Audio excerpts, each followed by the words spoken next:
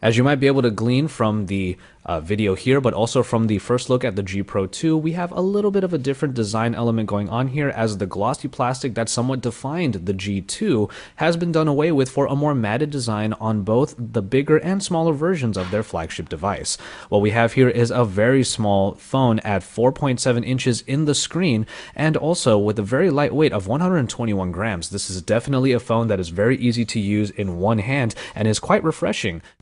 The display, as I said, is 4.7 inches and is a QHD IPS display that comes in at 960 by 540 resolution. Now, you might think that that resolution is a little bit lower than you would want. However, what LG was very keen to tell us was that the G2 Mini is not geared towards the people who want the flagship specs inside of just a smaller body. They're looking to create the G2 Mini for a demographic that isn't looking for the high specifications and is an entry point for all of those who want to get into LG's camp.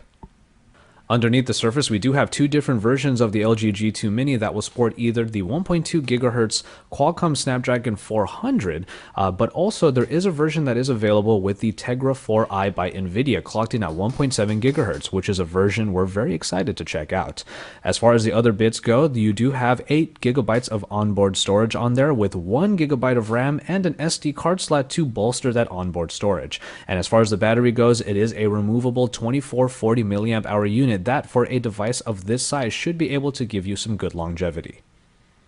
As far as the camera goes, as we do see two different versions of the chipsets that could be available in the G2 Mini, we also see two different cameras. From what we can tell, the Qualcomm Snapdragon 400 version will have an 8 megapixel shooter, but the NVIDIA Tegra 4i version can sport a 13 megapixel camera. As far as its functionality goes, it is pretty standard fare, especially if you've used any Optimus UI powered cameras in the past from LG's camp.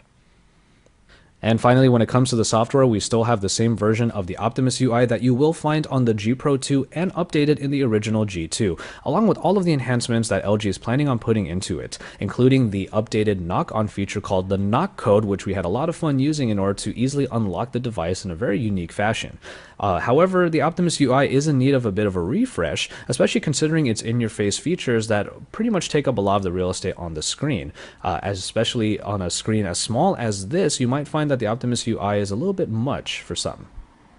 We do see the value in LG creating a device in the G2 Mini that is not necessarily the most powerful device just packed into a smaller form factor, but is a device that many people can use as an entry point into the LG line. And the G2 Mini is a good representation of what LG can do when it comes to their great smartphones. So